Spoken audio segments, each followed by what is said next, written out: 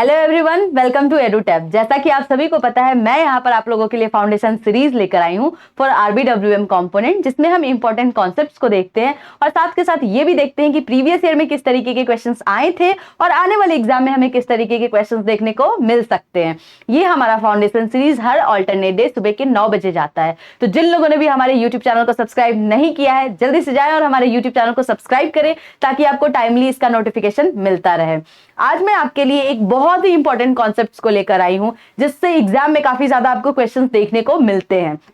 तो चलिए आज उस कॉन्सेप्ट को समझते हैं। तो आज मैं आपके लिए मॉड्यूल का चैप्टर 3 लेकर आई हूं, जिसमें एक बहुत इंपॉर्टेंट कॉन्सेप्ट है जिसको हम बोलते हैं बिजनेस प्रोसेस स्ट्रक्चर। तो आज हम इसी के बारे में देखने वाले हैं कि आखिर बिजनेस प्रोसेस स्ट्रक्चर क्या होता है, किस तरीके से जो है बैंक किस बिजनेस प्रोसेस स्ट्रक्चर का या बिजनेस प्रोसेस मॉडल का यूज करती है अपने बिजनेस को ग्रो करने के लिए। तो चलिए स्टार्ट करते हैं। सबसे पहले समझते हैं कि बिजनेस प्रोसेस क्या होता है, किसी भी चीज का प्रोसेस क्या होता है। एक अगर मैं आपको एग्जांपल दूं यहां पर, तो जैसे कि मान लो आपको चाय बनाना है, तो आपको चाय बनाने के लिए प्रॉपर आपके पास जो है सामान होना चाहिए। यानी कि आप चाय बनाने के लिए सबसे पहले क्या करते हो, पैन में दूध डालते हो, फिर पानी डालते हो, फिर चीनी डालते हो, फिर चाय पत्ती डालते हो, उसके बाद उसको उबालते हो और उबालने के बाद अच्छी तरीके से जब चाय आपकी उबल जाती है तो आप क्या करते हो, उस चाय को एक कप में डालते हो और फिर पीते हो। तो ये क्या था, ये एक प्रॉपर जो आप देख रहे हो एक प्रोसीजर था, है ना। एक प्रॉपर यहां पर चाय बनाने का एक प्रोसेस था, ठीक है। सिमिलरली अगर मैं रिटेल बैंकिंग के टर्म में बात करूं, तो मान लो कोई कस्टमर है, उसको सेविंग अकाउंट ओपन करना है, ठीक है। अब इसके क्या प्रोसेस हो सकते हैं, सेविंग अकाउंट यहां पर कैसे ओपन किया जा सकता है। तो यहां पर सबसे पहले कस्टमर का काम क्या होगा, यहां पर वो इंक्वायरी करेगा, राइट। चाहे वो ब्रांच में जाके इंक्वायरी करे या ऑनलाइन इंक्वायरी करे, तो सबसे पहला उसका ये प्रोसेस होगा या सबसे पहला ये उसका स्टेप होगा।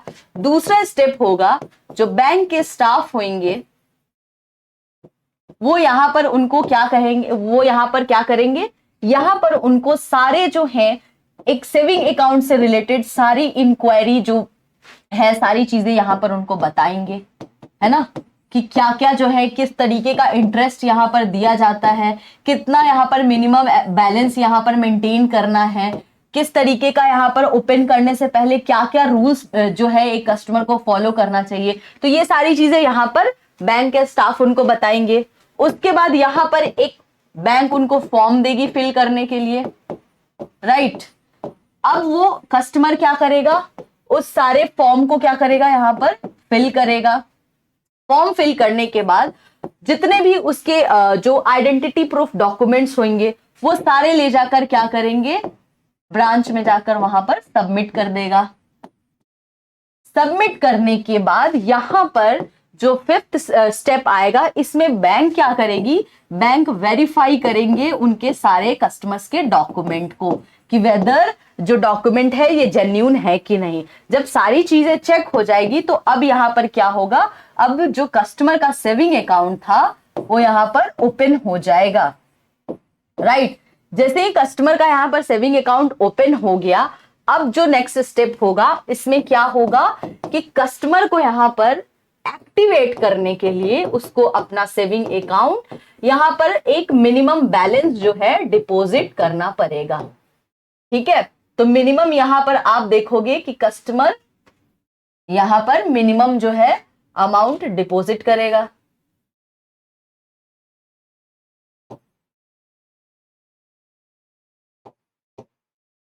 जैसे ही मिनिमम अमाउंट यहां पर डिपॉजिट हो जाएगा, उसके बाद जो है कस्टमर का अकाउंट यहां पर क्या हो जाएगा, एक्टिवेट हो जाएगा। तो इस तरीके से आप देख पा रहे होंगे कि कितना जो है एक प्रोसीजर, एक प्रोसेस को यहां पर फॉलो करना पड़ता है अगर मुझे कोई भी अकाउंट ओपन करना है या हमें अगर कोई लोन प्रोसेस करना है, तो इस तरीके के हमें आप देखोगे कि प्रोसेस को फॉलो करना पड़ता है। सिमिलरली यहां पर आप देखोगे कि बैंक्स जो है डिफरेंट बिजनेस प्रोसेस का यूज करती है अपने कस्टमर्स के डेटा को मेंटेन करने के लिए, अपने कस्टमर्स के इंफॉर्मेशन को स्टोर करने के लिए, ताकि वो इजीली जो है अपने कस्टमर को सीमलेस सर्विस प्रोवाइड कर सके। तो चलिए यहाँ पर देखते हैं कि वो कौन कौन से बिजनेस प्रोसेस हैं जो बैंक बेसिकली यूज करती है। तो according to Boston Consultancy Group, इनके स्टडी के अकॉर्डिंग बैंक जो है 4 तरीके के जो प्रोसेस का यहाँ पर यूज करती है अपने कस्टमर्स के डेटा को स्टोर करने के लिए। तो चलिए चारों को एक एक करके समझते हैं और देखते हैं कि क्या होता है ये। तो पहला है यहाँ पर हॉरिजेंटली ऑर्गेनाइज्ड मॉडल, दूसरा होता है वर्टिकली ऑर्गेनाइज्ड मॉडल, तीसरा है हमारा प्रीडोमिनेंटली हॉरिजेंटली ऑर्गेनाइज्ड, और चौथा होता है हमारा यहाँ पर प्रीडोमिनेंटली वर्टिकली ऑर्गेनाइज्ड। तो हॉरिजेंटली ऑर्गेनाइज्ड मॉडल यहाँ पर क्या होता है? हॉरिजेंटली ऑर्गेनाइज्ड मॉडल में हम यहाँ पर डिफरेंट प्रोसेस का यूज करते हैं फॉर डिफरेंट प्रोडक्ट्स। कैसे? चलिए समझते हैं। जैसे मान लो एक कस्टमर है, उसने 2 सर्विसेज अवेल की, यानी कि पहला उसने सेविंग अकाउंट ओपन कराया और दूसरा उसने क्रेडिट कार्ड लिया। तो ये जो सेविंग अकाउंट है ये एक अलग प्रोडक्ट है, क्रेडिट कार्ड एक अलग प्रोडक्ट है, राइट। अब इस दोनों प्रोडक्ट को डिफरेंट अलग अलग जो है उस डेटा में स्टोर करके रखा जाएगा। इसके लिए एक डेडिकेटेड टीम होगी जो इस सेविंग अकाउंट को मैनेज कर रही होगी, और क्रेडिट जो कार्ड होते हैं उसके लिए भी एक डेडिकेटेड टीम होगी, एक सिस्टम होगा जो क्रेडिट कार्ड को मैनेज कर रहा होगा। तो यहाँ पर दोनों को आप देखोगे डिफरेंट जो है मॉडल्स प्रोसेस मॉडल में यहाँ पर डाला जाता है। जैसे आप जनरली देखोगे तो जितने भी हमारे पब्लिक सेक्टर बैंक्स होते हैं इस तरीके के हॉरिजेंटली ऑर्गेनाइज्ड मॉडल को यूज करते हैं to store their customers information. अब मैं यहां पर बात करूंगी vertically organised model. Vertically organised model जो होता है ये एक सेंट्रलाइज्ड मॉडल है, यानी कि यहां पर कस्टमर्स के जितने भी प्रोडक्ट्स वो लेते हैं सारे के सारे का डेटा जो होता है एक सिंगल जगह पे, एक प्लेस पे यहाँ पर स्टोर करके रखा जाता है।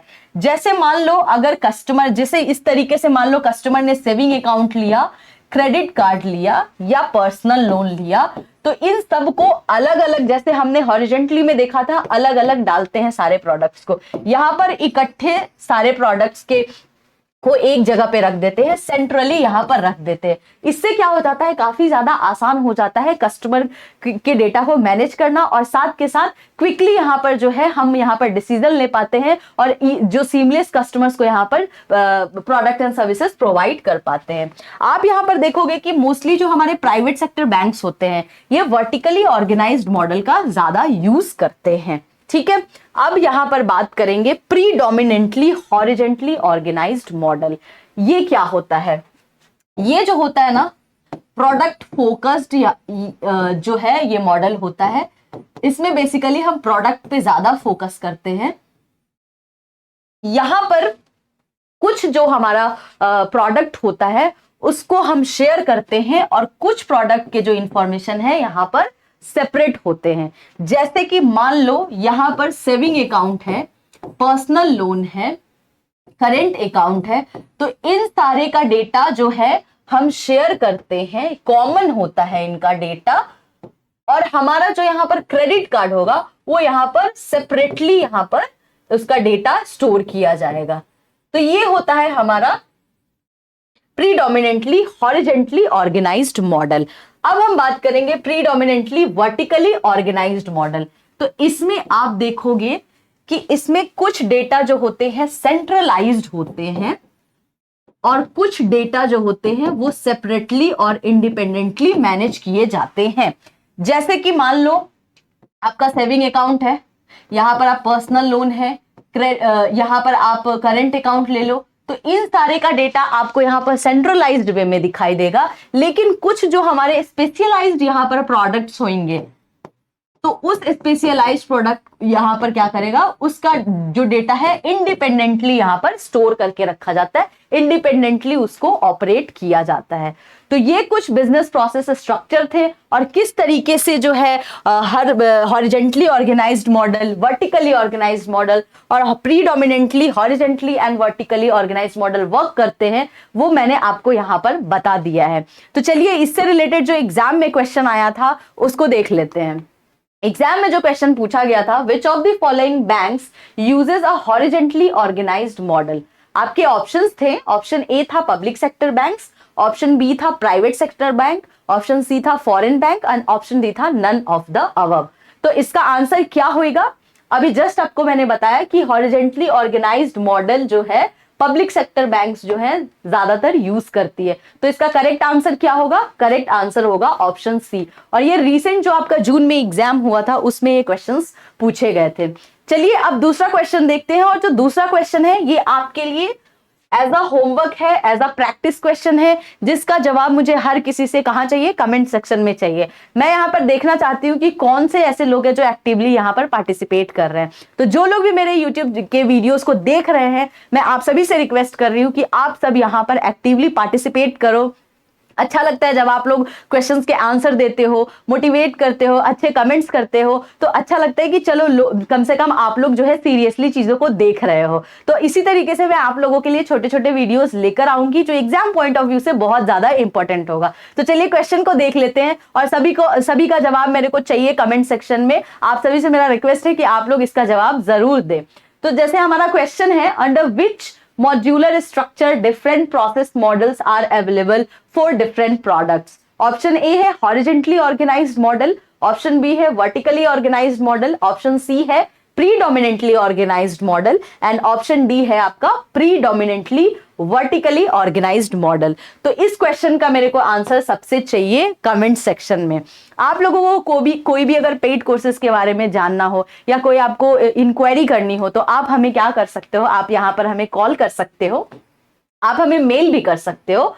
आपको मेल करने के लिए hello@edutap.co.in पे आप मेल भी कर सकते हो। इसी तरीके से आप लोग पढ़ाई करते रहो। मिलते हैं हम नेक्स्ट वीडियो में।